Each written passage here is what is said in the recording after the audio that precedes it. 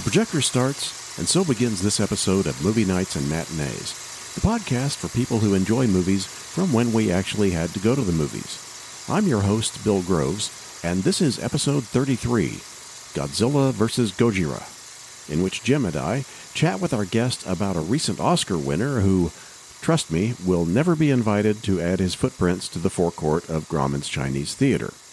So, strap the furniture down, stay away from the windows, and make yourself comfortable as we revisit the career of Japan's biggest movie star.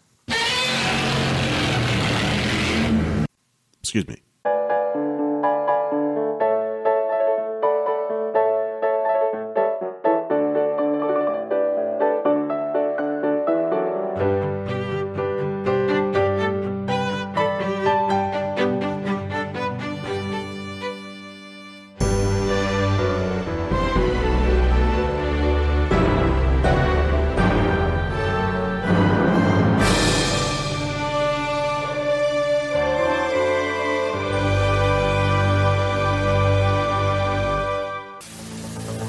In 1956, he first appeared on motion picture screens across the country.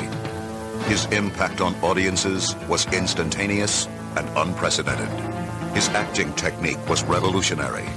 His presence, overwhelming. He possessed more raw talent than any performer of his generation. He soon became an international legend, a giant who took the world by storm. Hi, everybody. Thanks for listening. First of all, let me apologize for the amount of time it's taken to roll out this episode. As it happens, Debbie and I are about to make a big move to the vicinity of my hometown, Tulsa. The hoops we've been having to jump through to make that happen have eaten up a lot of my time and focus, but by golly, I teased this episode way back in episode 0, directed by Ishiro Honda. Sorry, I'm giving that joke a second chance here. Anyhow, I teased it back then, so I'm happy to finally fulfill that promise. Assisting me to do that is my co-host, Jim Reed. Hello. And a gentleman whose cinematic interests are nothing if not eclectic. I speak of Mr. Bill Shaffer. So, Bill, welcome to Movie Nights and Matinees. Why, thank you very much, Bill. Appreciate it. Now, to begin with, how about kind of introducing yourself and telling us about your involvement with classic films, as well as how you happened to develop that interest in the first place? Well, I'm the son of a theater manager, a movie theater manager, who basically was working in the 1930s and 40s, and I was born in the 50s. And so I grew up having an appreciation for all sorts of different movies, and the classic ones kind of stuck.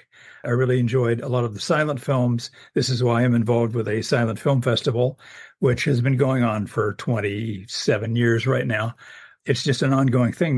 The funny part about it was in the late 50s and early 60s, a gentleman named Robert Youngson used to compile these great films like Days of Thrills and Laughter, When Comedy Was King, things like that. And they basically showcased Laurel and Hardy, Charlie Chaplin, Buster Keaton, all of the great comedians. And the minute I got to see all of these guys at work and also hear, music going on that really, made their films exciting, I really got hooked on those. I also got hooked a little bit on Godzilla, but that's a whole nother topic, probably. We'll get there. At the same time, I also got hooked on spaghetti westerns, namely the big group from Sergio Leone and Clint Eastwood. And I did my master's thesis on that, which was considered one of the longest theses that the University of Kansas had ever seen. Therefore, it was not accepted in its full length. I had to split it into 2 volumes. And oddly enough, it's still there. I went back not too long ago. I didn't check out who checked it out, but I did find it. And if you had split it into 3, it could have been your trilogy. Trilogy, yeah, exactly. But no, they didn't want to go that far, and I don't blame them. But it's interesting. It was one of those things that I never realized would follow me, after that. But all kinds of experiences with the movie theaters. Dad not only worked in a beautiful theater down in Hutchinson, Kansas, the Fox Theater, which is still going and has summer and winter movie series, by the way, that are mostly classic films. We moved at one point in time, and he basically got to work at three theaters. He kind of managed three different theaters, and they were in Great Falls, Montana. One was the size of the Fox. One was probably almost twice the size of the Fox, and another one was just a grindhouse where you get all the horror movies and anything else. And the thing I thought was always funny and kind of endearing about that was that I spent more time at the grindhouse than I did at the big theaters. Just because that's where my training took me, I guess. But it's been a fun ride. I've really enjoyed being around, the old movie theaters, and I'm also a champion of movie theater restoration.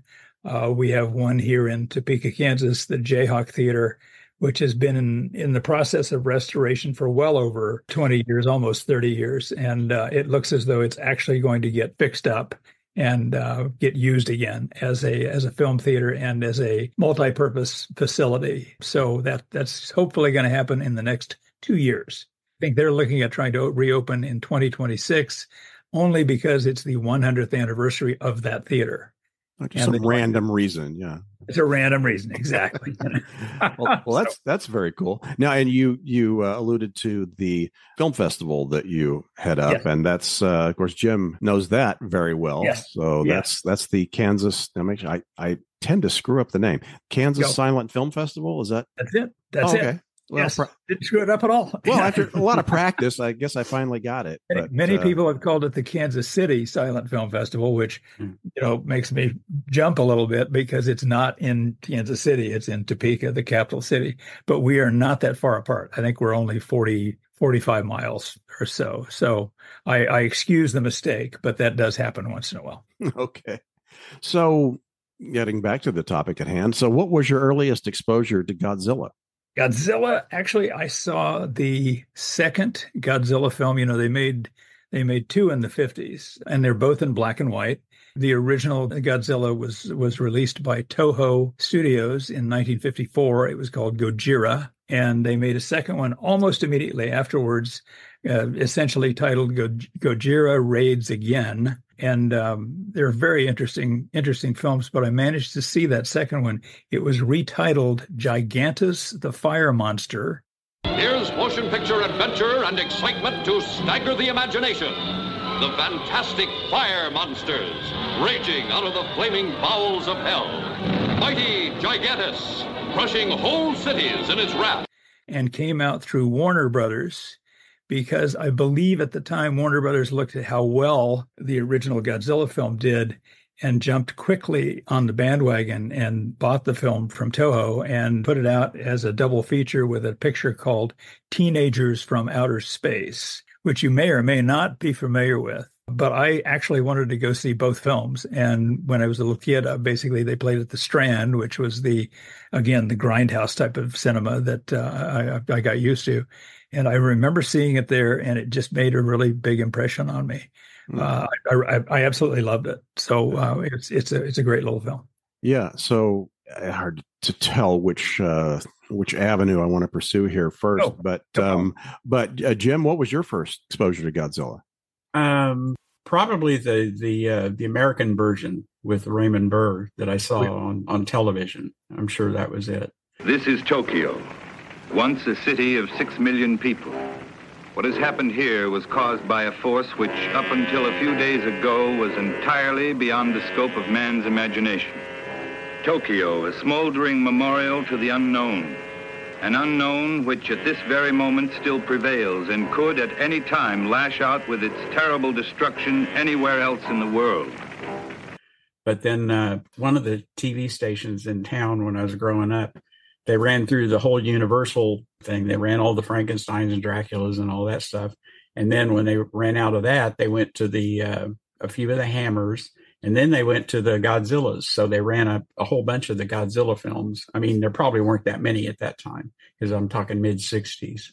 Mm-hmm. But, then after that, they ran into the Mexican vampire versus wrestler films, yes. Which are a lot of fun. Yeah. My first exposure to Godzilla, I think, was on The Late Show. I don't know if it was part of the string that you were referring to there, but Fantastic Theater on Channel 2. No, I was generally not up that late, but at that age anyway. But anyway, the movie was King Kong versus Godzilla, and Okay. The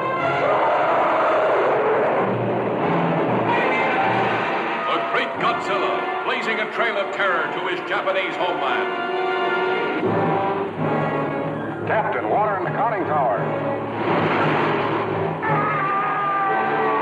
Godzilla! Roaring defiance to the only enemy on Earth strong enough to challenge him. The unconquerable King Kong, giant gorilla god of this South Seas paradise, where sensuous maidens offer themselves in ritual sacrifice to his brute embrace. Godzilla has a brain about this size. He is sheer brute force. While Kong is a thinking animal. His brain is considerably larger, about 10 times the size of this gorilla's skull. Being instinctive rivals, there is no doubt that they will attempt to destroy one another. King Kong versus Godzilla, heading for their colossal collision, shattering every obstacle that stands between them in the most fantastic rampage of annihilation ever recorded on film. See King Kong stamp Tokyo into the ground, holding a beautiful girl in his grasp. See Godzilla destroy an entire army. See King Kong trapped by the blazing barrier of 1 billion volts.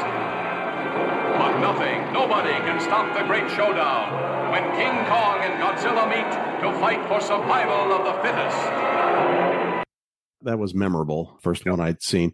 But jumping back, as has been said, the original was black and white, and it was very, I guess, scary, essentially, because Godzilla had not become a good guy yet. And it was released, it was Gojira. And that's something that fascinates me too, which is, to begin with, how does Gojira become Godzilla?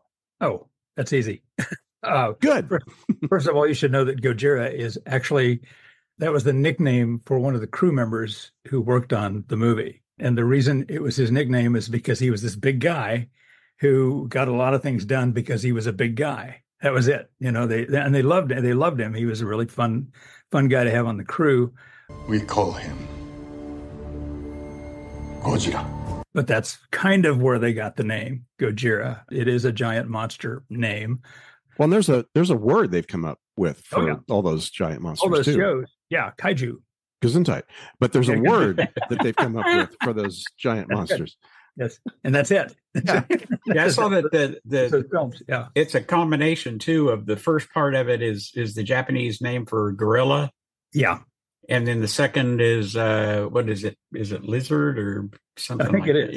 Yeah. I think it's gorilla lizard. Yeah, something like that. Yeah, and then the actual Godzilla was something they renamed it when it got here. Gojira. Godzilla. That's what Japanese sailors called him in song, a mythological sea dragon who filled their hearts with fear. Whoever it was who came up with it should, have a knighthood or something, because that was probably the perfect name to give it in the U.S. and it stuck in a way. They actually use it over in Japan as well now. And it's funny that the original film, Gojira, got kind of bypassed since they did the version with Raymond Burr. Supposedly, they shot all of his footage in one day. I still, to this day, do not believe it because I watched that film closely, and it looks like they must be in 5 or 6 different locations. And doing that in 24 hours, I can see somebody trying it, but I just don't know if I could actually see somebody getting it all done that fast. It just doesn't seem possible. And doing my homework for this, I was surprised that they had actually cut as much out of the original as they did. It's only like 40% is left, Yes. And the funny part about that too, Jim, was that when they finished it and it came out in like 1957, they basically sent it over to Japan and it was a big success again. Even though it was an English language film technically and everything else, they enjoyed it for completely different reasons, I think. So it was a hit all over. Yeah. And for years, one of my, holy grails, I guess, was to be able to see the original Japanese version. And then finally it came out in this really nice DVD set that included both versions. Yes. So I was real happy about that. Actually, there's two different ones, Bill. There's There's like a Sony edition, and then there's a Criterion edition, and they're both equally good. So The Sony one would be the one I have. Then I don't have the Criterion. Yeah, but that makes sense that they would do that. Now, one thing too. Now, I've recently been reading the really nice book by Graham Skipper, Godzilla: The Official Guide to the King of the Monsters. Right. I don't know. Right. And very impressive book, very nicely done, very handsome the way it's laid out, and a lot of great illustrations and things like that. But there are some holes in it, I discovered. Maybe the most glaring is that when he gets to the Return of Godzilla, we're jumping way forward now. I think it was 1984? 84, yeah. Yeah. And then that one was reworked for American release. Yes. As Godzilla 1985, and they brought back Raymond Burr and shot a number of scenes with him. A number of scenes again. Yes. But there's no mention of that in this book. In this book? Okay. Yeah. In fact, Raymond Burr, even though he is mentioned in connection with the first film, he doesn't even show up in the index. So I was a little puzzled by that. That's one of the two omissions that I noticed in that book. The other is that there's a section at the back that references Godzilla and other media, and one of the sections has to do with manga and comic books. Right. Completely misses the Marvel run of Godzilla. Godzilla, yeah. So that was puzzling. That's a lot. yeah. But do you have any thoughts on the? And again, we are leaping forward here, but while we stay with Raymond Burr, that Return of Godzilla with him being added in there. I think the funny thing about that one, and I always enjoyed just the irony of it, is that Roger Corman, who was, famous for the Edgar Allan Poe films and, the motorcycle movies and lots of other things in the 50s and 60s, he had created his own company called New World Films. And it was New World Films who picked up Godzilla, the Return of Godzilla, and decided to call Raymond Burr and say, hey, can you come back and do some of this? And he was game. So they went ahead and did it. And he really has a much more shadowy presence in the Godzilla 1985. Who are you? Name is Martin. You asked for me to be brought here. Mr. Martin is the man you asked me to get, General. He's the newspaper man that witnessed Godzilla's attack 30 years ago. Well, thank God you're here. Well, since you're the only person that seems to know anything about whatever it is we're dealing with, what can we do? I was the only American who survived that catastrophe. If you men had seen what I saw, you'd realize that firepower of any kind or magnitude is not the answer. Well, if the Japanese were able to stop him 30 years ago, why can't we now? General, Godzilla is like a hurricane or a tidal wave. We must approach him as we would a force of nature. We must understand him, deal with him, perhaps even try to communicate with him. And just for the record, 30 years ago, they never found any corpse. He seems like almost an icon. And the funniest part for me was the fact that his name in the original Godzilla King of the Monsters was Steve Martin. Right. And there was no connection to Steve Martin in the 1950s. But by the time 1985 rolled around, Steve Martin was hugely popular. And they decided every time they went to Raymond Burr for anything, it'd be, we'll call you Mr. Martin or we'll call you Steve. We will never call you Steve Martin because we don't want to make a connection there. It's, got a line. Well, you basically got a line around the box office waiting to see that. Does that mean I can't have the arrow through my head? That's right. Which I wish Raymond Burr had done that just once. No problem. No. Go ahead. One thing that's intrigued me about the Godzilla films is the eras. I mean, they're broken into these eras. Yes. And I don't have the individual names in front of me. I know one is Showa. Is that the first one? The Showa era? Yes. So what are these eras and what makes them distinctive? Well, let me look at my notes. Hang on just a second. Oh, but that's cheating. The Showa. You're supposed to have everything committed to memory like I do. All right. The Showa era is the earliest. It's named for Emperor Showa, who ruled from 1926 to 1989. And the number of Godzilla films in this era is 15. They made 15 Godzilla films from 1954 to 1975. And they are all considered part of that era. The reason that they changed eras was another emperor took over, and that would be Emperor Akihito. And he started in 1989 and continued until 2019. Those Godzilla films numbered 7. That included Godzilla 1985 and its direct sequel, Godzilla versus Biolante, which came out in 1989. Which is Japanese for giant mutant rosebush. Rosebush, exactly. Thank you. You've done your homework. That is good. Okay. Well, I remember seeing that one on a bootleg tape before it actually got released over here. Yeah. Since they released it over here in a newer DVD and Blu-ray editions, they have found a piece where in the end, Biolante just explodes. And what happens is the formation of a rose island, where this entire island is covered in flowers.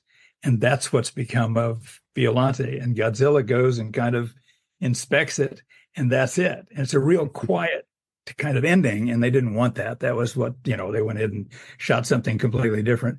But I thought, man, how lovely. This would be the most unusual ending for a Godzilla film I can ever imagine. And they didn't end up using it. So it's not such a big deal. But that was all part of the what they call the Heisei era, Heisei. And the Heisei era covers Godzilla 85 and Biolante, and then a whole string of films which we never got to see because we're underprivileged.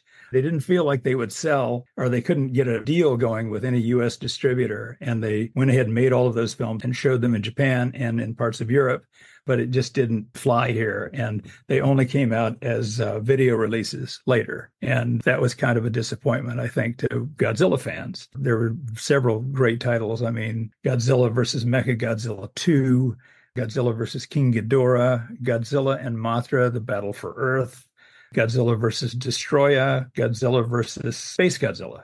Those are the titles in that particular group. Those are the two major eras covered with the emperors who were in charge. When they started in Godzilla 2000, the film that was actually Godzilla 1999 in Japan. His power is unequaled. His battles are legendary. His return is near. This could be the end of civilization. Get ready. I've spotted him. For the 23rd big screen appearance of the world's biggest star. Godzilla! From TriStar Pictures and Toho Company Limited. Catch the ultimate showdown. It's an alien. Where winner takes all. Godzilla 2000. If you can't take the heat, run. That was a whole nother era they called the Millennium Era. And that era produced 6 more films. Again, one of which was released here, Godzilla 2000, and the other 5 were released in Japan without a distribution deal going here. And that's kind of the way that's worked out from this point. So these eras don't really have anything to do with doing reboots. No, it's just not at all. Not at all. Whichever emperor was in charge. The emperor was Showa another name for Hirohito? I don't recall. Because he was emperor from about that time, 26 through 89. Well, yeah, that would have covered World War II. So that would have been it. Yeah, that would have been it then. Yeah, yeah. But I did not get that name before. But yeah, okay. Anyway, that's that. And the newer films, by the way, since 2014, and the new Godzilla films, where the new Godzilla films began, those are now referred to as the Monsterverse films. The legendary. You're talking about the legendary one? The legendary ones, yes. Yeah, the American made. Yeah. Okay. American made and partially British produced. And there's a whole lot of things going on there. All right. Well, one thing that I noticed, there's one particular item that seems to have run throughout all the eras, and that is Godzilla's kind of got his own theme music. Yes. That shows up. Oh, yes. And Akira Ifukube, that's his name. Akira Ifukube is the composer for that piece of music, and he did I believe he did music on all 15 of the first Godzilla films. And whenever they use that theme again, it's always credited to him. So they always put him front and center. Yeah. Well, it's very distinctive. I'm just surprised nobody's, slapped lyrics on it or something. Like, here he comes, looking for a train to munch. Here he comes. Commuters are his favorite lunch. Something like that. Or Godzilla. Yeah. But yeah, that is very distinctive anyway. And then we alluded to it earlier, but then he goes through this transition. I mean, at the beginning, he's just this terrifying monster that just, just destroys wherever he goes. And then that was carried on for a while. I mean, even the first one that I saw, King Kong versus Godzilla, which was the first color film in the series, he's still the bad guy. I mean, King Kong is brought in to try to deal with him. So how does he transition to being good guy? Yeah. I think a whole lot of that has to do with in Japan when Toho began creating the middle Godzillas, the ones that are kind of in their own trilogy. One is Godzilla versus Mothra, which we got as Godzilla versus the Thing. One is Ghidorah, the three-headed monster, and the third one is actually titled Invasion of Astro Monster. I believe it is called Monster Zero, and that's it, or Godzilla versus Monster Zero. Those three films are all tied together. Not the first one, but Ghidorah has an alien invasion that covers two films. And when the alien invasion occurs, somewhere in there, Godzilla starts to become a good guy. And he starts fighting for the world. He starts fighting for, the US, Japan, everybody. And that's kind of where that change in ideology or whatever came about. When you get to the film that immediately followed the invasion of Astro Monster or Monster Zero, you get to a film called Godzilla versus the Sea Monster, which turns the whole thing almost upside down in that people get trapped on an island and Godzilla just happens to be there. He's not destroying anything. He's just there. And it's on vacation. It's a whole different story and a whole different tempo for a movie. And it is not an Ishiro Honda film either. It's a completely new director as well. So he wanted to go kind of some different directions on Godzilla. So that's where some of that came from. That raises another question in my mind, too. You mentioned Ishiro Honda and all the films that he did. Yes. As they were kind of developing this formula, how much did that kind of overpower whatever directorial things that a particular director might want to do in his own style? Good call. I don't know that they were limited that much. When I hear about Toho and the way they work things, sometimes they really just said, hey, do what you want to do. If we don't like it, we'll let you know, that kind of thing. And the Sea Monster film is an interesting example because it's the first film that isn't directed by Ishiro Honda. And it turns out that their original plan was to make this a King Kong film.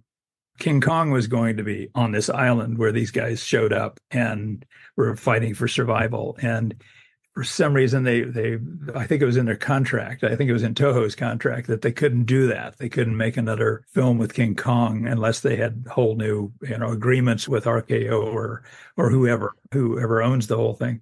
And so they decided immediately, well, let's change it all. We'll put Godzilla in it, and that'll fix that. And so Godzilla was kind of a last minute substitute.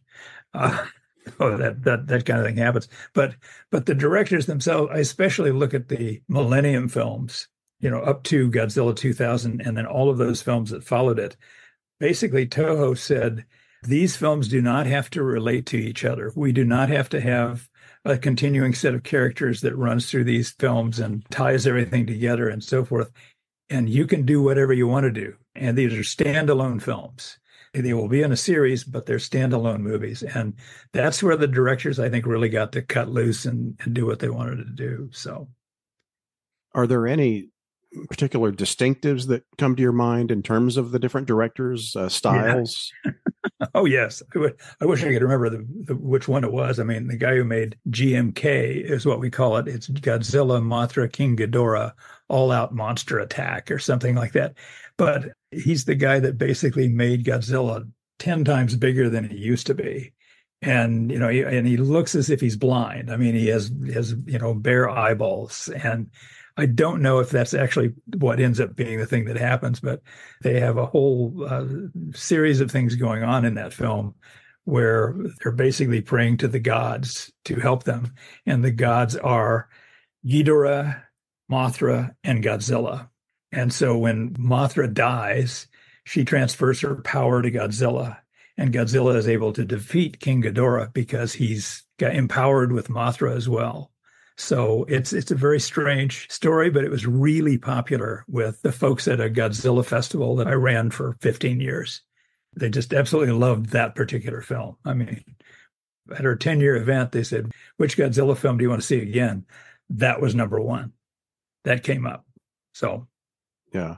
I mean, I guess one that stands out in my mind, it's one of the few that I have seen on the big screen, and it was a kiddie matinee, was Destroy All Monsters. I mean, and this, and by this time, I mean, the team up aspect had evolved. And so, I mean, you get to a point, it's like cage match professional wrestling with all these different monsters and everything. But as a kid, of course, who cares? Yeah. It's those Monster Mash type films where they try to cram in as many monsters as they can do. And Destroy All Monsters gets, I think it's 11 monsters total in the film. I agree with you 100%. That's one of those films that kids go nuts over because, you know, you'd see so many of these monsters located in one place, Monster Island, and they all get released accidentally from there. And so they're off on a rampage around the world. The other one that has more than that, actually, is Final Wars, which was the final Millennium Godzilla film. And it's just called Godzilla Final Wars, and it has 16 different monsters in it. And they again start by, you know, they're all over the place, destroying parts of the world. And there's a whole containment arrangement trying to happen. One of the funniest things in that one, you mentioned the 1998 Godzilla with Matthew Broderick, a film that most everybody at these Godzilla festivals I was arranging preferred. The less said, the better. But they actually borrowed that creature. Sure, they paid for it. Toho actually borrowed that creature and put him into Godzilla Final Wars. And you see him for about 25 seconds, and he gets fried by the current Godzilla. Basically, you know, the bad guy goes into a screaming fit and says, I should have known better than to use that tuna head for, for competition. And it's a great little scene, but I go, okay, 25 seconds. I wonder how much that cost. I wonder if that was like $1 million or something. You know? Well, yeah, you alluded to referring to Destroy All Monsters as one of the more unusual Godzilla films. What other ones do you think of when you think of unusual ones? Wow. Unusual ones. Again, I hearken back to Godzilla versus the Sea Monster because it just is such an unusual setting. You know, basically it's Godzilla not destroying all these cities and so forth. It's a completely different attitude. And of course, this is also the first film in which the little Godzilla, Manila, appears. And he's sliding around on his dad's tail and everything else. So this is basically a kind of a little Monster Island film. And it's a really different movie, different attitude. So. Yeah. Well, speaking of Junior, that makes me think of the one that was released here as Godzilla's Revenge, but I think the original title was All Monsters Attack. Yes, exactly. And yes, you're right. That is a very unusual film because we're talking about a time when Toho wanted to go appeal more to the kid audience. And so the hero, the central character in the entire movie is a little kid. And he's a little kid in shorts and he's being bullied all the time. And he dreams of being on Monster Island and Godzilla and his son saving him, basically being around for him and everything. And he refers to them as friends. So it's a really interesting little movie. I didn't particularly like it when I was younger, but I've grown to kind of enjoy it, since then. So it's not too bad. What would you actually regard as maybe the most underappreciated Godzilla movie? Oh, all of them. Wow. In the Toho group, I would have to probably say the Sea Monster one, because I just don't feel like enough people give it enough love. It's a really pretty interesting little movie, and I'm just surprised it really tried to make it, to change things a little bit, maybe a little too much, and I guess that just may have made it too hard to appreciate. Okay. Well, what are some of your personal favorites? Oh, absolutely. Maybe sprinkled through the different eras or however you want to do it. Yes. I really like Godzilla versus Mechagodzilla 2, mainly because they go to such an extreme level to make this mechanical Godzilla do absolutely everything except make your breakfast in the morning. I think it's one of the coolest. Well, you'd have toast nailed. Yeah, it has. Oh, sure, but it has all of the. It has all of the the gizmos and things on it that work. And of course, when he gets rewired or whatever, he starts blowing up buildings that shouldn't be blown up. He ends up doing a lot of damage that really shouldn't happen. And I think that makes it more fun. It's just things can happen in that thing. And one of the other ones I really, it's a guilty pleasure is the 1998 Matthew Broderick Godzilla. And that's just because of that same thing. You've got jet planes flying through New York, trying to chase after a monster who can actually move more quickly than they can. And they're firing off their missiles and they're hitting apartment buildings and stuff like that. And I go, uh-oh. Yeah. How are you going to explain that? Yeah. I thought that one was fun. And I think on its own terms, just taken as its own film, just without anything else, I think it's fun. In the same way that The Man from U.N.C.L.E. is a fun movie with Henry Cavill, but it's not really The Man from U.N.C.L.E. in terms of the elements that went into the original series, that sort of thing. Nope. And with the 98 Godzilla, that was the main complaint I heard was it just isn't Toho. It isn't, it isn't Godzilla. And I think, but it's still fun. So yeah, sure. It's worth a shot. Now, you've mentioned the more recent Legendary films. Yes. Yes. The American and you say sometimes to some extent British productions. How are those regarded in Japan? Well, I think first of all, they're a big success everywhere. In Japan, they're a huge success. They've done very, very well. But I think Toho actually loves them. And the reason I say that is that they give Toho credit on every film, on every monster that shows up, other than King Kong. They don't have rights to that, but they give Toho credit, and they also give them a piece of the financial pie. When they make money, Toho makes money. In fact, I think in some lean years, Toho has actually made more money on the films that they don't make, like those. And that's a big deal. I mean, that gives them survival for another couple of years or something. And so I think they're really pretty happy with them. Recently, when they had Godzilla Minus One released, they actually took it out of theaters before it was really ready to go, in my opinion. I think they had a hell of a movie going, and they had good crowds, and they went ahead and took it out of circulation because they didn't want to conflict with Godzilla X Kong, their most recent Legendary film. And they wanted to give it a smooth pathway into theaters and allow it to make as much money as it could. And I think that helped them a lot. So I think they really like these movies, actually.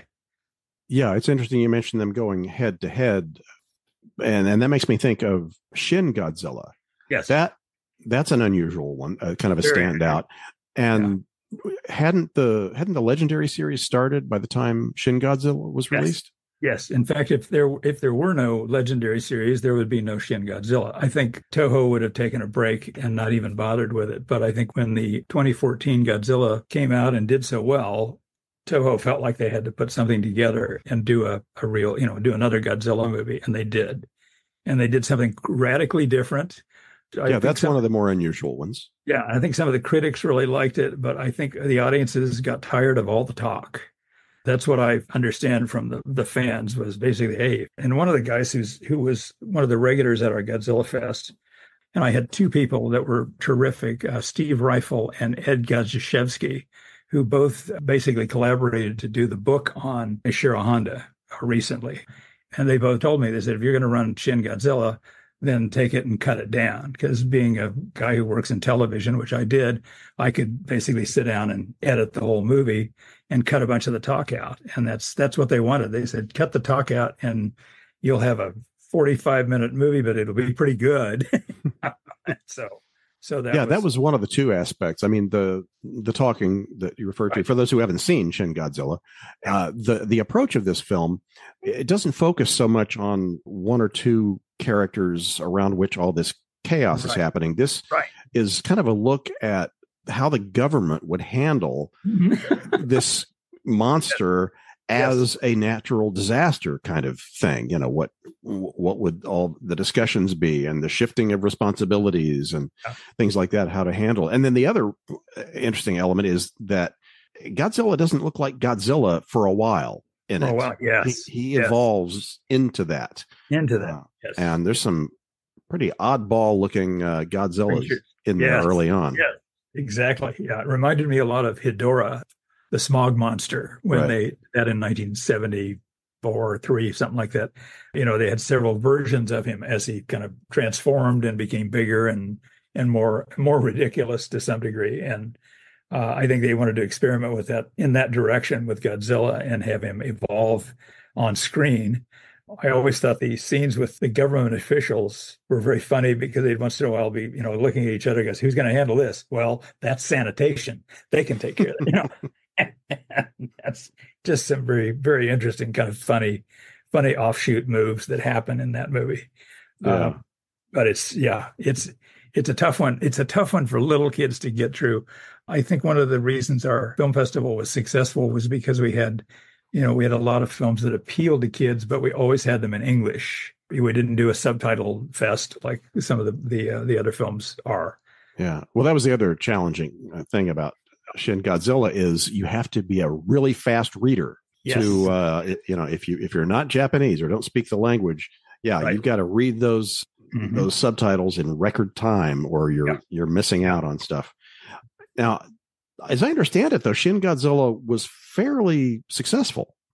Well, I only can give you it was only here at certain locations for a very short period of time. It was like one of those Fathom event films where it's only here for 3 days or it's only here for 1, 2 or 3 performances or something like that. So I never felt like it did as well as it maybe could have done if they'd have just released it as a regular movie. But wasn't it, I was thinking mainly of in Japan, as I understand, was it not fairly successful there?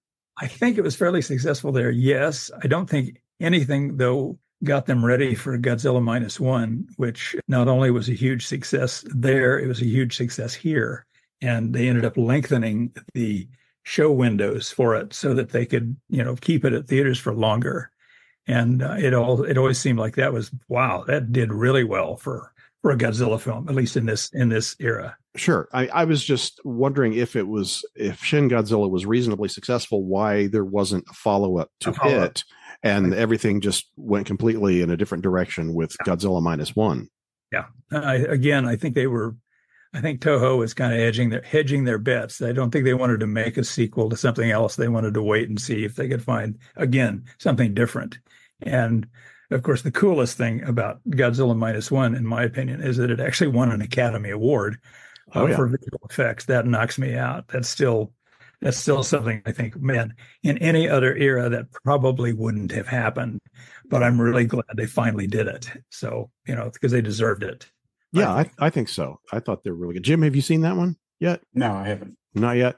Also interesting, the alternate version that they're releasing, Godzilla Minus One minus color. Color, yes, yes. And that's because, since it takes place prior to the 1954 Godzilla, they wanted to try it in black and white since the other film is in black and white. So that way you'd have a way to transition from one to the other and not have the color situation. So I for one like it in color. I didn't have any problems that way, but I did see it in black and white too. So. Yeah, I know that alternate approach was also taken with the adaptation of the Stephen King story, The Mist. There's a black and white version of that available as well. There's also a black and white version of Mad Max Fury Road and Mad Max The Road Warrior because the director George Miller. That's right. George Miller came up with. He just saw parts of Road Warrior in black and white because they were doing a couple of different prints and they ended up just putting it on their movieola in black and white. And he just decided, my God, it's a totally different movie. This way. So he decided to make Fury Road, Mad Max 4, out as a put it out as a black and white version, and also did the Road Warrior at the same time. So those are around as well. Huh. One thing that struck me about Godzilla Minus One, it was pretty slow coming out of the gate in terms of the overall. Well, I mean, you do get an opening scene with Godzilla, but then you're really spending a lot of time. And what it reminded me of was some of Kurosawa's more depressing films. Stuff like Dodes'ka-den and things like that. And which leads me to another question: is that I had read that, and it may just have been a rumor in print, that Kurosawa had expressed some interest in directing a Godzilla picture. Do you know if there's any truth to that, or just? I don't think so, Bill. I'm sorry. I really don't think that Kurosawa would have ever really gotten to the point where he really wanted to do something serious about that. I read that was a rumor that went around for a while, but it was denied by everybody. So, but see, he and Honda were buddies. They were golfing partners, and so they knew each other well. And when Honda retired, Kurosawa was still working on some of his big epic films, Ron being one of them, and I can't remember the other one, but he actually brought Ishiro Honda out of retirement to help him assistant direct and do the huge battle scenes and things like that. So those guys knew each other, and they knew each other well. There may have been some interest in doing something like that, but I just can't see Kurosawa really doing it. I mean, it's so many levels lower than what he was dealing with. So, yeah. But wouldn't you love to see the storyboards on that? Oh, hell yes. Kurosawa would yes. do? Oh, absolutely. Yes. Not to mention, you just, Toshiro Mifune versus Godzilla. How cool would that be? Yeah.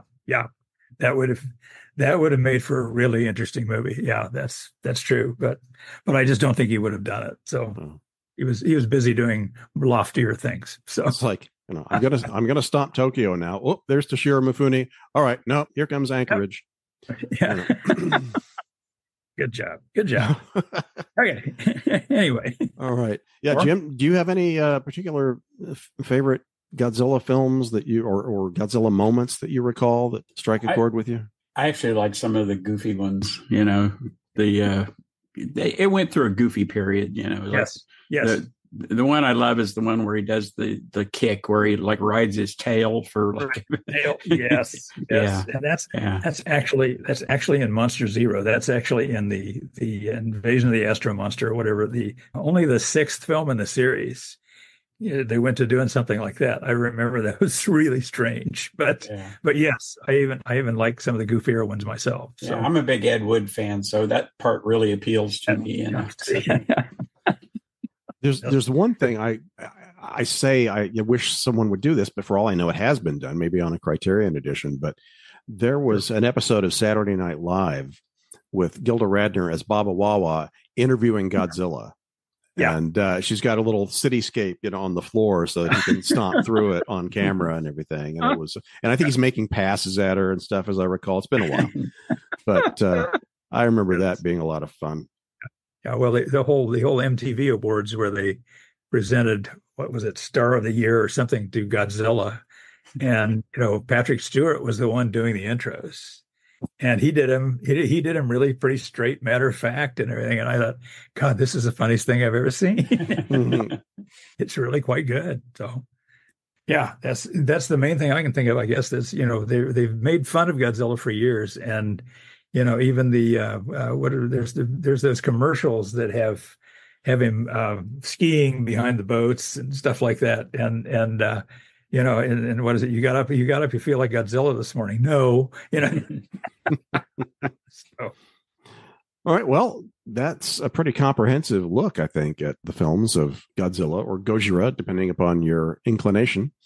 So now I guess what we have left to cover is the question that I ask all my guests at the end here, and that is, what is your most memorable movie-going experience? Strangely enough, I thought about this for a while, and I said, there's a double feature that I always remember, and it was in Friday the 13th of 1967, and the movies were King Kong versus Godzilla and the Hammer film, The Brides of Dracula. I took a friend of mine, and we basically went and we were watching King Kong versus Godzilla because we'd seen it when we were younger kids, and I think I may have been 15 at the time when we saw these, and the theater was packed full. I mean, it was the Fox Theater in Hutch, the one my dad had run, and I mean, they were in the balcony, they were everywhere, and they were practically booing King Kong versus Godzilla off the screen. They were throwing popcorn, they were screaming and doing a bunch of other stuff. They were just absolutely the most unruly group of people you could ever see a movie with. And as we finished the film and got to the incredibly brief intermission between the two films, it was about 5 minutes, my friend leaned over and said, "Hey, I think we probably ought to go. We probably shouldn't try to stay for this one. You know, they're going to tear it apart anyway. It doesn't make any difference." And I said, as soon as they find out that Christopher Lee's not in this one, not in the movie, yeah. And I said, "Wait a minute, give it 5 minutes." So the movie comes on, and of course, it's got these bloody titles and everything else, and so everybody's all horrified. You know, they're all making noise and throwing things and everything. And just as the movie starts, it's got this creepy narration and everything. Dracula's dead. Transylvania is home of black lakes and so forth. And there's carriage going through this place. And suddenly I looked around and I noticed everybody got quiet. Everybody got pulled in. And nobody in that entire theater said a word for the next 25 to 30 minutes. And when they did, they might cough or they might have a little chuckle because there's one or two in the movie. But that movie absolutely held everybody spellbound till the final frames. Final frames, by the way, is kind of a strange way to kill a vampire. They have a windmill that they turn the sails on so that the shadow of the cross is hitting the vampire who's trying to escape, and he's caught. He falls dead. And the windmill catches fire and the end credits roll. And as this happened, I noticed the lights started to come up and people started getting out of their seats and they walked out of that theater talking about that movie. They were all so pulled into it. And that's the first time I'd seen a movie that have that much power over an audience, that it takes it from being totally unruly to being totally attentive. Wow. And they were totally attentive. I've never seen an audience do that probably in my life since. And I'm serious. I think every single person in that theater had stayed through King Kong versus Godzilla, but were overwhelmed by Brides of Dracula and loved it. You know, it was just, you know, and I've loved it ever since. It's my favorite Hammer film, I think. So out of all. It's been a while since I've seen that. I'll have to revisit that. You might want to give it another shot. Yeah. But so anything interesting on the near horizon here, film fest wise, or other projects? We're working on the next silent film festival. I am not at liberty to say what we're showing yet, but we're looking at great comedians, and we're looking at a few more serious movies that we're considering. And so we're kind of in the middle of things. We sometimes have a theme for the silent movies. And, you know, a couple of years ago, we had the year 1923. Every film in that particular festival, which is 2023, was 100 years old. So all of them we ran were that old. And we stuck with that theme for that one. But we haven't come up with a great theme for this one yet. So we'll see. We're working on it. Well, that sounds like fun. All right. Well, Bill, it's been a lot of fun having this chat about the big guy, the really big guy, the really big scaly guy. Yeah. And, you know, I guess one thing we never talked about was the many ways in which he's died, whether it was, you know, being ripped apart in that first movie by some oxygen destroyer, or, you know, stepping on a Lego factory. But remember, one of the most bizarre things is when he gets hit with the oxygen destroyer, you know, that basically turns him into a skeleton. And there's nothing left. And when he returns in Godzilla Raids Again, you know, it's got to be his brother, or it's got to be some other creature. Well, it's been a while since I've seen it, but that's my recollection, is that they talked about, and Gigantus apparently was the species they identified him as. And so I think that they, again, as I remember it, they were saying, okay, well, this is another one from the same species. Yeah. So yeah, and that's what I didn't see. I don't remember exactly how they phrased it, but yeah, that made me kind of fall in love with that film, though, because it was so interesting and so different from all of the American films. For instance, you know, Godzilla and Anguirus were battling and knocking over buildings and so forth, and this prison truck comes through with inmates, and the inmates all escape because they have the car has a wreck or something, and they move from one place to the next, avoiding either a flood or one of the monster's tails or something. They're always in a hurry to get out of it. To get out of place. I think at the end of it, I think they say they recaptured 5 of them out of 10. And the other guys got killed. So it's like teach you to break out. Yeah, the metal Godzilla was built on the skeleton of the original Godzilla, right? Yeah. At some point, yes. Yeah. That was much later films. Yeah. That was something they tried. Yeah. All right. Well, so we got that topic covered after all. So there you go. All right. Well, Bill, once again, thank you for taking this time to share with us and talk about Godzilla. And thank you for joining us on Movie Nights and Matinees. Absolutely. I'm happy to do it anytime. Take care.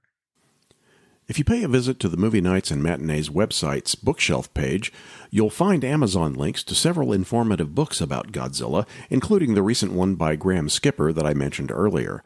Likewise, on the website's screening room page, you'll find links to most of the films in the series. Don't forget to swing by the podcast's Facebook page, where you can engage with other classic movie fans, as well as find bonus material related to various episodes. Time for me now to gracefully head down the road toward episode 34. Until then, well, sayonara.